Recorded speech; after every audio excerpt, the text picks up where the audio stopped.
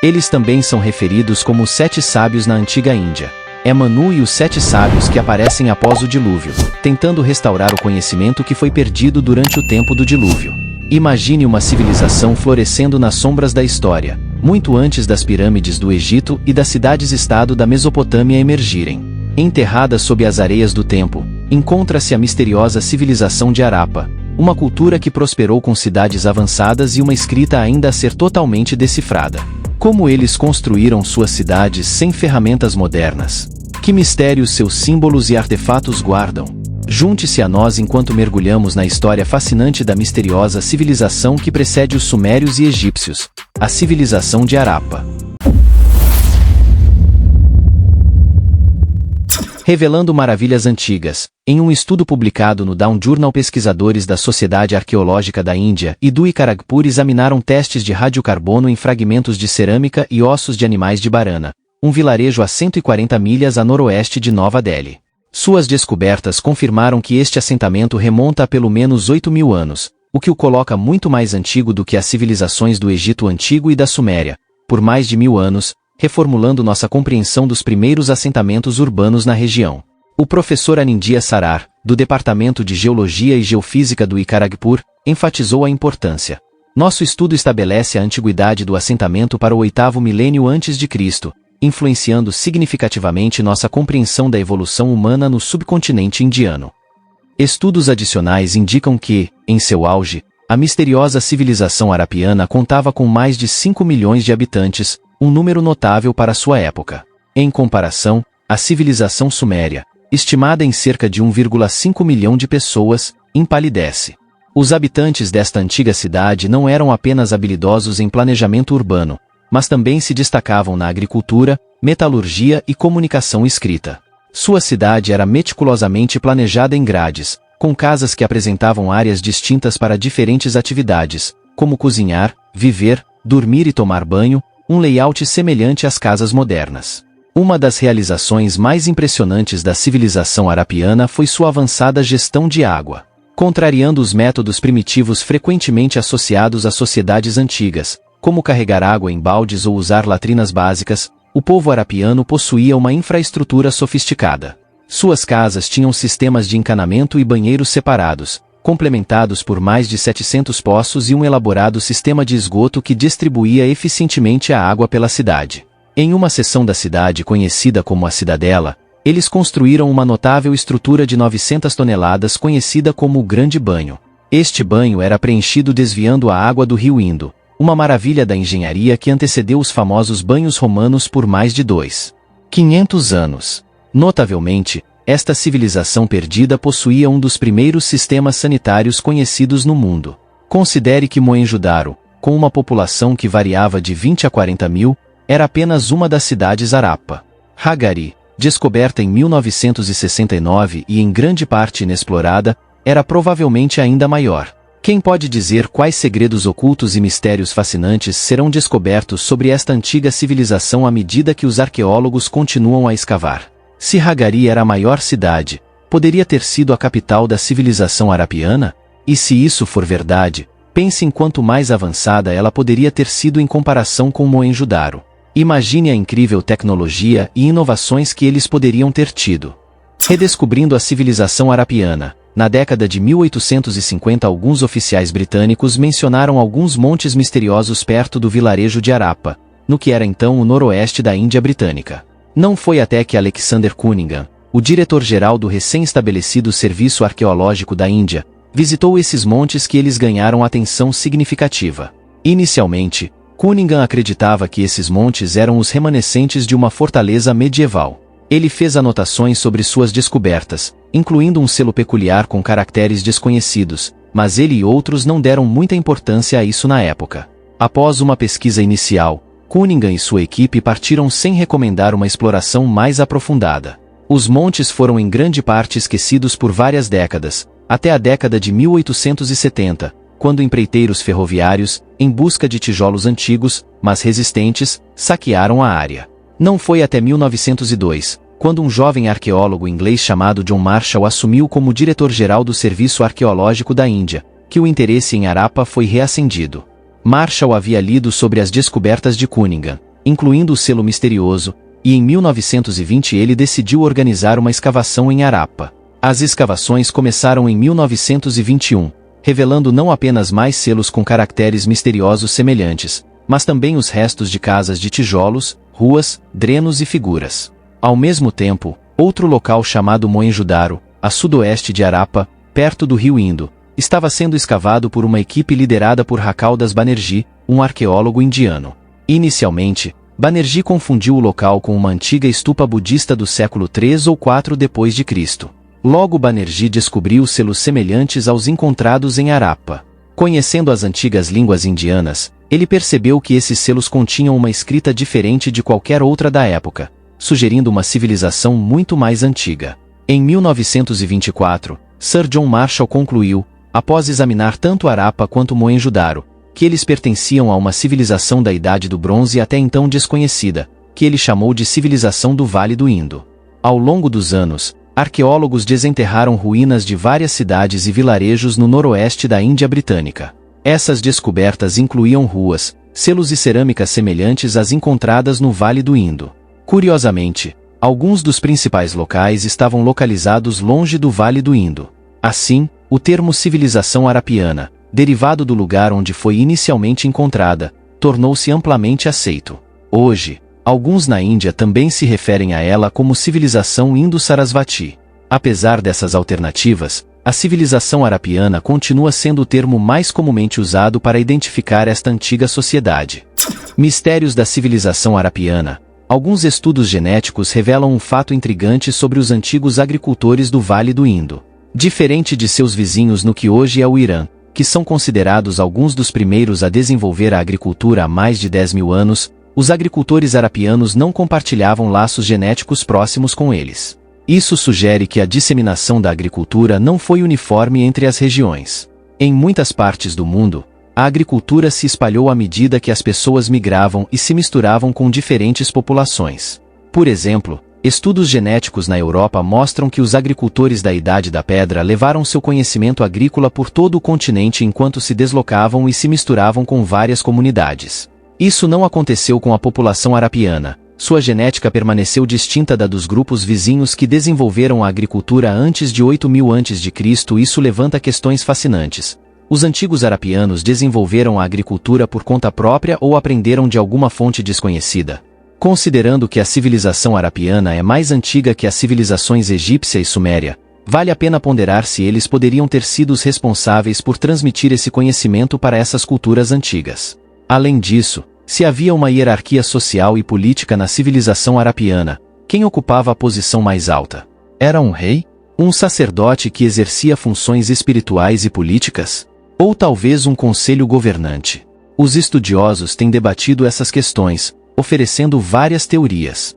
Quem quer que tivesse a autoridade provavelmente residia na área da acrópole da cidade, possivelmente dentro de uma cidadela, se presente. Outro mistério é a extensão de seu poder dentro de uma cidade típica Harappa. Com poucas evidências de uma cultura militar ou exércitos permanentes na maioria das cidades, como a liderança impunha suas decisões à população? Essas perguntas continuam a intrigar os pesquisadores, incentivando-os a explorar mais em busca de respostas. Uma teoria sugere que grupos específicos de pessoas eram selecionados para lidar com várias tarefas governamentais. Cada cidade provavelmente tinha seu próprio conselho, que relatava a um conselho central que supervisionava toda a civilização.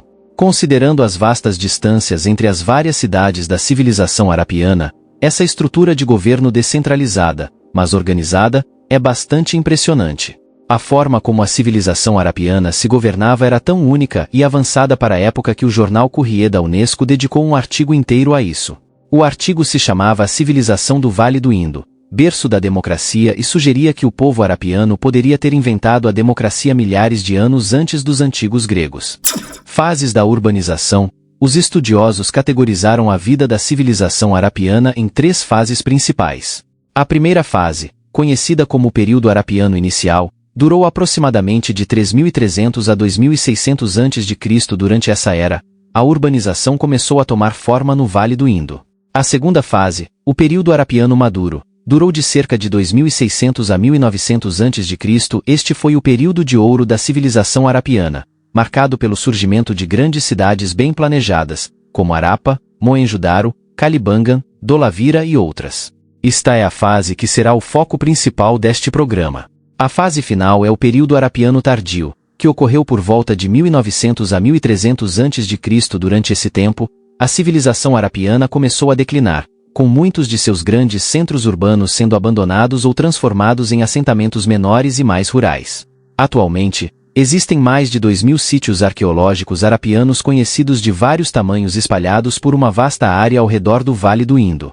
Esta zona harapiana se estende a leste até a bacia do rio Ganges Superior, no centro-norte da Índia, a oeste até Sualkandor, perto da fronteira entre o Paquistão e o Irã, profundamente no Afeganistão, onde assentamentos menores, mas significativos, foram descobertos, e ao sul até a área ao norte de Ahmednagar, em Maharashtra. Esta vasta região abrange aproximadamente 1,3 milhão de quilômetros quadrados, cerca do tamanho da França, Alemanha e Reino Unido combinados. Como as antigas civilizações da Suméria, Egito e o complexo Bactria-Margiana na China, a civilização harapiana estava inicialmente ligada a um grande sistema fluvial, o rio Indo e seus muitos afluentes. O Indo, com sua principal fonte nas neves derretidas das montanhas do Himalaia e aumentado pelas chuvas pesadas da monção de verão, flui através das planícies de Punjab e Sindh, desaguando no Mar Arábico, perto da moderna Karachi, no Paquistão. Outro rio significativo, que há 4.500 anos pode ter sido mais poderoso do que o Indo, é o rio Guagaracra.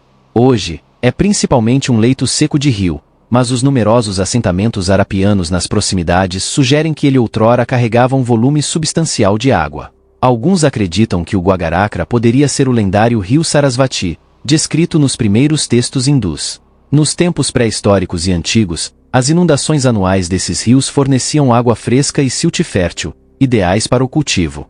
Combinado com uma longa estação de crescimento de altas temperaturas e sol constante, a região do Vale do Indo era perfeita para a agricultura em grande escala. No entanto, controlar esses sistemas fluviais era um desafio. Os harapianos precisavam gerenciar inundações imprevisíveis, limpar florestas e drenar pântanos infestados de mosquitos para criar terras agrícolas. Uma vez conquistado, eles cultivavam trigo, cevada, ervilhas e algodão. Os campos eram arados por bois, e às vezes, camelôs, com burros se juntando posteriormente à força de trabalho. Por volta do terceiro milênio antes de Cristo, as cidades Harappa em Gujarat e Maharashtra haviam domesticado elefantes e búfalos. Ovelhas, cabras e porcos eram fontes comuns de alimento e materiais. Peixes dos rios e do mar também desempenhavam um papel significativo em sua dieta. Como em outras partes do mundo, excedentes agrícolas consistentes permitiram que segmentos da sociedade se concentrassem em outras atividades, como metalurgia, planejamento urbano, engenharia e artes. Esta divisão do trabalho contribuiu para a natureza sofisticada e avançada da civilização harapiana. A história dos primórdios da civilização harapiana é fascinante. Hoje, o Vale do Indo vê menos de 15 centímetros de chuva por ano, mas os cientistas descobriram que, durante o terceiro milênio antes de Cristo, as monções eram muito mais fortes e perigosas. A combinação da neve derretida do Himalaia e das chuvas anuais pesadas exigia que os assentamentos permanentes fossem construídos com materiais muito duráveis. Ao contrário da antiga Mesopotâmia e Egito, onde tijolos de barro eram comuns, os harapianos precisavam de algo mais resistente devido ao seu clima rigoroso. Os tijolos de barro se erodiam ou se lavavam facilmente durante as chuvas e inundações pesadas. Para resolver isso, os harapianos inventaram tijolos queimados. Esses tijolos eram feitos de argila local, areia e água, moldados em blocos retangulares uniformes, secos ao sol e depois queimados em fornos a temperaturas acima de 800 graus. Os tijolos resultantes eram incrivelmente resistentes e à prova de intempéries, tanto que, no final do século XIX, foram reutilizados para a construção de ferrovias em Punjab. Para o povo harapiano, esses tijolos eram essenciais para proteger suas casas das destrutivas chuvas e inundações das monções. Durante o período harapiano maduro, o uso do bronze tornou-se generalizado. O bronze era usado para criar ferramentas, ornamentos, figuras, brinquedos, agulhas, joias e armas. As numerosas forjas de bronze encontradas nas cidades Harappa destacam a importância desse metal em sua sociedade, embora itens de cobre ainda fossem prevalentes. Para fazer bronze, eram necessários tanto cobre quanto estanho, mas esses metais eram escassos no Vale do Indo. Cidades como Mohenjo-Daro e Harappa precisavam importá-los, com o cobre vindo de minas em Bizan e Rajasthan e o estanho do Afeganistão.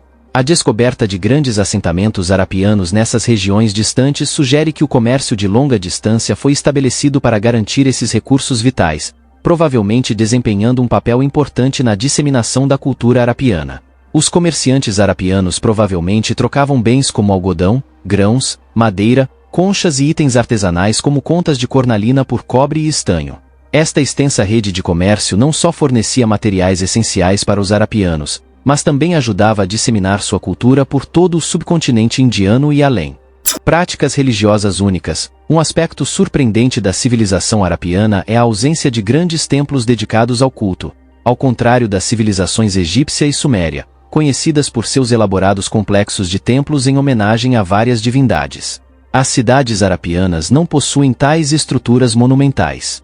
A Grande Banheira em Mohenjo-Daro se destaca como possivelmente o único monumento cerimonial descoberto até agora. Isso sugere que a limpeza e a ordem eram altamente valorizadas pelo povo harapiano, possivelmente desempenhando um papel significativo em suas práticas religiosas ou espirituais. Alguns especialistas especulam que rituais de purificação ou cerimônias religiosas focadas na água poderiam ter sido conduzidos dentro da cidade, reforçando a importância da água em suas crenças. Isso contrasta fortemente com o Antigo Egito, onde grandes templos, tumbas e monumentos glorificavam os faraós como governantes divinos.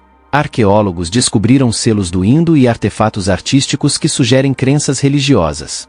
Por exemplo, a famosa figura do rei sacerdote de Mohenjo-Daro e a estátua de bronze da dançarina retratam aspectos da cultura harapiana que podem estar ligados a práticas religiosas ou cerimoniais. Enquanto alguns argumentam que esses artefatos representam figuras ou rituais religiosos, outros sugerem que poderiam simbolizar várias divindades ou conceitos espirituais, semelhantes às práticas religiosas do Antigo Egito. Pesquisas iniciais e influentes neste campo, que moldaram as interpretações hindus das descobertas arqueológicas dos sítios harapianos, foram pioneirizadas por John Marshall em 1931. Marshall identificou várias características-chave da religião do Indo: um grande deus masculino e uma deusa-mãe, reverência por animais e plantas, representações simbólicas dos falulos e yoni, e o uso da água em rituais religiosos. As interpretações de Marshall geraram considerável debate e escrutínio nas décadas que se seguiram. Um artefato particularmente notável é um selo do Vale do Indo que retrata uma figura sentada com um cocar de chifres, possivelmente com 3 cabeças e possivelmente retratada como sexualmente excitada, cercada por animais. Marshall interpretou essa figura como uma representação precoce da divindade hindu Shiva, também conhecida como Rudra, associada ao ascetismo, ao yoga e ao símbolo do linga. Shiva também é reverenciado como o senhor dos animais e é frequentemente retratado com 3 olhos. O selo foi posteriormente nomeado como o selo Pasupati, referindo-se ao epíteto de Shiva, Pasupati, que significa senhor de todos os animais. Embora as interpretações de Marshall tenham encontrado apoio, também enfrentaram críticas. Doris Srinivasan argumenta que a figura não possui 3 faces ou uma postura yogi e aponta que, na literatura védica, Rudra não era um protetor dos animais selvagens. Herbert Sullivan e Alfio Tebeitel desafiaram as conclusões de Marshall, com Sullivan sugerindo que a figura é feminina e Tebeitel associando-a a Maisha, o deus búfalo, e os animais circundantes como veículos de divindades para as 4 direções cardeais. Gregory L. Pocell, escrevendo em 2002, sugere que, embora reconheça a figura como uma divindade e sua associação com o búfalo e a disciplina ritual, interpretá-la como um proto-Shiva pode ser um exagero. Apesar dos debates sobre a identificação de Marshall do selo com o ícone proto-Shiva, alguns estudiosos, como Vilas Sanghavi e Jagdish Studies, interpretam-no como representando o Tirthankara Rishabhanatha.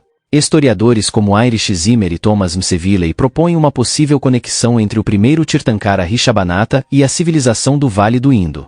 Marshall propôs a ideia de um culto à deusa-mãe com base em escavações de figuras femininas, sugerindo uma ligação com o posterior Shaktismo hindu. No entanto, o papel dessas figuras na vida do Vale do Indo permanece incerto. Pocell questiona a força da teoria de Marshall. Alguns objetos que Marshall identificou como símbolos fálicos sagrados são agora acreditados como pilões ou peças de jogos. Da mesma forma, pedras de anel antes pensadas para simbolizar o yoni podem ter servido como elementos arquitetônicos para pilares de sustentação, embora seu significado religioso não possa ser descartado. Selos do Vale do Indo frequentemente retratam animais, alguns mostrados em procissões, enquanto outros apresentam criaturas míticas. Um selo de Mohenjo-Daro retrata um monstro meio humano meio búfalo atacando um tigre, uma semelhança impressionante com a lenda suméria onde uma criatura similar foi criada pela deusa Aruru para desafiar Gilgame. Agora é a hora do bônus da capa. Se você chegou até aqui e está gostando, deixe seu like. No coração de uma selva densa onde a luz solar lutava para penetrar na espessa cobertura, jaziam os restos de uma cidade antiga. Estruturas de pedra cobertas de musgo se erguiam como sentinelas da terra, cada uma gravada com símbolos intricados que sugeriam uma civilização perdida no tempo. Os estudiosos a denominaram civilização arapiana, um nome sussurrado com reverência e intriga nos círculos arqueológicos. Entre as ruínas erguia-se um templo, cujas paredes eram adornadas com entalhes de seres celestiais e criaturas míticas.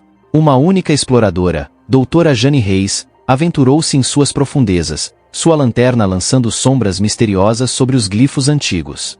Esta misteriosa civilização antecede os sumérios e egípcios, murmurou ela, lendo uma inscrição gravada em uma coluna desgastada. Enquanto Jane estudava os entalhes, maravilhava-se com a avançada habilidade artística de cada linha e curva, cada uma contando a história de um povo habilidoso em arte e arquitetura.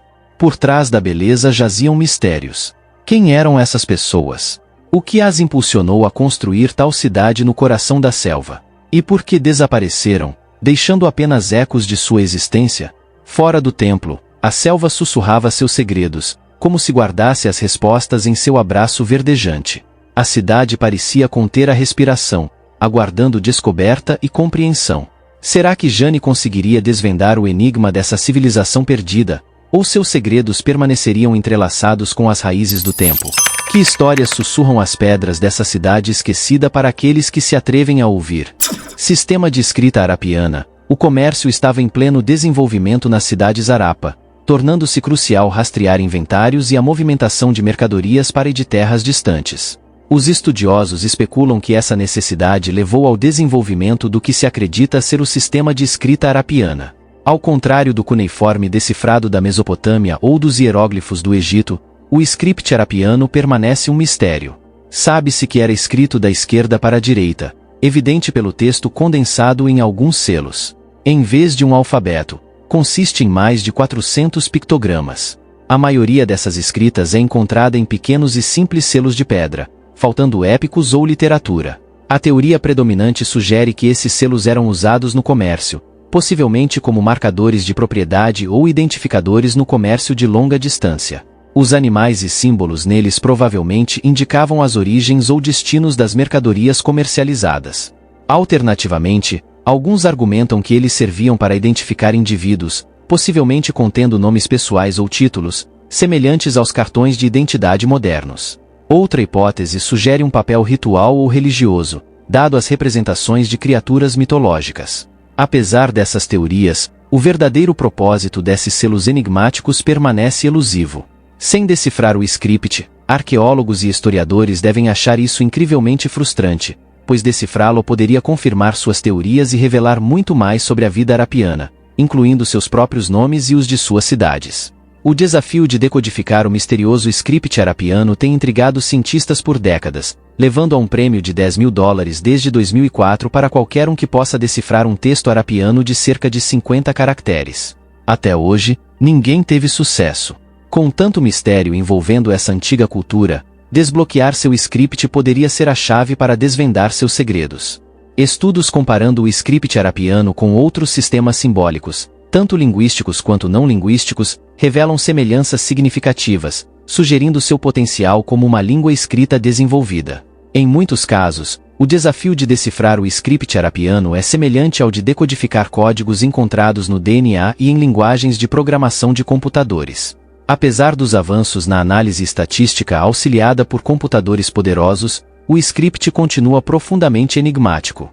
Sua brevidade e os poucos exemplos por sequência dificultam a compreensão tanto humana quanto mecânica. Além disso, a variabilidade de símbolos juntamente com imagens nos selos adiciona mais complexidade, faltando a consistência necessária para uma interpretação unificada. Para complicar ainda mais, as interpretações até agora são em grande parte especulativas, em vez de conclusivas. Ao contrário da Pedra de Roseta, que permitiu a decodificação do egípcio antigo ao fornecer texto em várias línguas. O script arapiano carece de tais pistas bilíngues.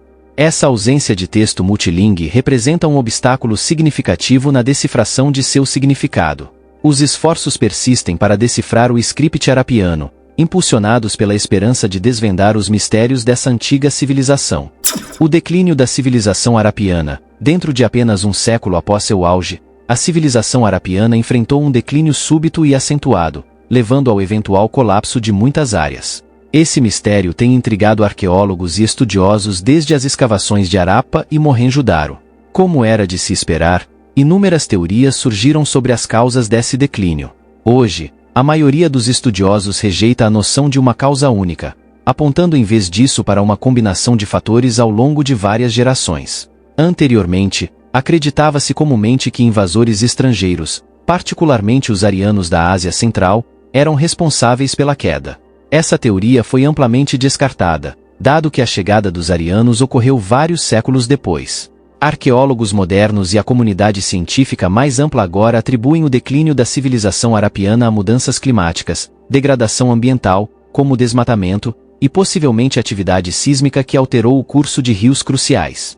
Imagine este cenário. Por volta de 1900 a.C., a diminuição das chuvas pode ter causado mudanças significativas nos rios como o Indo e o Guagaracra, ou até mesmo seu completo desaparecimento. Essas vias navegáveis eram vitais para sustentar as cidades Harappa, e sua ausência devastaria a produção agrícola, forçando a migração das populações. A pergunta que permanece é: para onde foram essas pessoas? Possivelmente, elas migraram para outras cidades e vilas próximas que compartilhavam a mesma cultura, língua e modo de vida.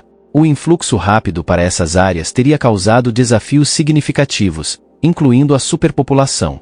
Mesmo em áreas que poderiam suportar os efeitos da seca, a chegada de tantas pessoas causaria escassez de alimentos e aumento da densidade populacional. Essa densidade, por sua vez, tornaria os surtos de doenças mais prováveis. A civilização arapiana dependia fortemente da agricultura, que exigia a derrubada de florestas para criar novas terras agrícolas para o cultivo e pastoreio de animais. À medida que a população crescia e as necessidades agrícolas aumentavam, mais terras precisavam ser desmatadas. Ao mesmo tempo, a demanda por madeira usada como combustível e em fornos para fazer tijolos queimados se intensificava. Esse desmatamento extensivo teve inúmeros efeitos negativos no meio ambiente e na sociedade. Um dos impactos mais severos do desmatamento é a erosão do solo. As árvores estabilizam o solo, prevenindo a erosão causada pela chuva, vento e inundações, que são comuns no Vale do Indo. Sem árvores, a fertilidade do solo diminui, tornando mais difícil o cultivo e levando à escassez de alimentos, instabilidade econômica e agitação social. Com os rios secando e as florestas desaparecendo, a terra não podia mais sustentar a crescente população arapiana. Muitas pessoas que não sucumbiram à fome deixaram suas casas em busca de alimentos e melhores oportunidades em outros lugares. Alguns migraram para o leste, para as planícies férteis ao longo do rio Ganges, enquanto outros se dirigiram ao sul, onde o ambiente local poderia ter sido mais hospitaleiro e previsível. Muitos estudiosos aceitam essa hipótese hoje. Por volta de 1800 a.C., embora as grandes cidades de Mohenjo-Daro e Harappa tivessem sido largamente abandonadas, remanescentes da cultura arapiana persistiram em outras regiões por alguns séculos. Com o tempo, novos povos migraram para essas áreas, e a outrora dominante zona cultural arapiana e seu povo se fundiram ou foram absorvidos pela emergente sociedade védica no subcontinente durante o segundo milênio antes de Cristo. Insights sobre a vida antiga. Numerosos artefatos do Vale do Indo, incluindo selos, cerâmicas, figurinos de terracota, esculturas em pedra, joias de ouro e vasos de bronze, foram descobertos durante escavações. Entre essas descobertas estão figurinos detalhadamente trabalhados feitos de terracota, bronze e estiartita, alguns provavelmente usados como brinquedos. Os arapianos também eram habilidosos na criação de brinquedos e jogos, como dados cúbicos encontrados em locais como Mohenjo-Daro. Os figurinos de terracota retratam vários animais como vacas, ursos, macacos e cães. A imagem mais icônica encontrada em muitos selos do período maduro permanece um mistério. Ela representa uma criatura que parece parte touro, parte zebra, adornada com um chifre majestoso, provocando muita especulação.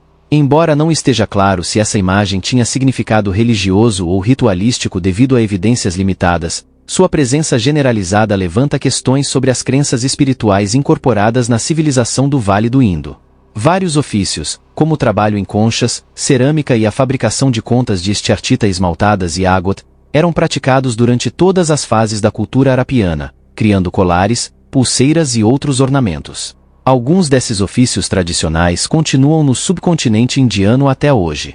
Além disso, itens de maquiagem e itens de higiene encontrados em contextos arapianos, como pentes especiais conhecidos como Kakai Serium e uma ferramenta versátil de higiene, têm paralelos nas práticas modernas indianas. Figurinos femininos de terracota datados de cerca de 2800 a 2600 a.C. também foram descobertos, alguns adornados com cabelos ruivos. Descobertas arqueológicas de 2 a 3 mil a.C. em Lotal incluem peças de jogos de tabuleiro semelhantes ao xadrez. Os artefatos escavados de Mohenjo-Daro inicialmente estavam alojados no Museu de Lore e posteriormente foram transferidos para a sede do ASI em Nova Delhi, conforme os planos para um novo museu na capital do Raj britânico avançavam. Discussões surgiram sobre a distribuição dos objetos à medida que a independência indiana se aproximava, e cerca de 12 mil objetos, predominantemente potes de cerâmica, foram divididos igualmente entre a Índia e o Paquistão. Itens como colares e cintos foram separados em pilhas distintas. Entre as esculturas mais famosas, o Paquistão recebeu a figura do rei sacerdote, enquanto a Índia reteve a dançarina. Embora escrito muito mais tarde, o Naya Shastra categoriza instrumentos musicais em 4 grupos baseados em como produzem som: cordas, membranas, materiais sólidos e ar. Tais instrumentos provavelmente eram usados durante o período da civilização arapiana. Descobertas arqueológicas mostram o uso de chocalhos básicos e instrumentos semelhantes a flautas feitos de vasos ocos. Imagens da época também sugerem que harpas e tambores primitivos eram parte de sua cultura musical. Um ideograma do IVC contém a representação mais antiga conhecida de uma harpa arqueada, datando de antes de 1800 a.C. Obrigado pela sua companhia. Aproveite e clique em um dos cards da tela para assistir a mais um vídeo. Não se esqueça de deixar o like e se inscrever no canal.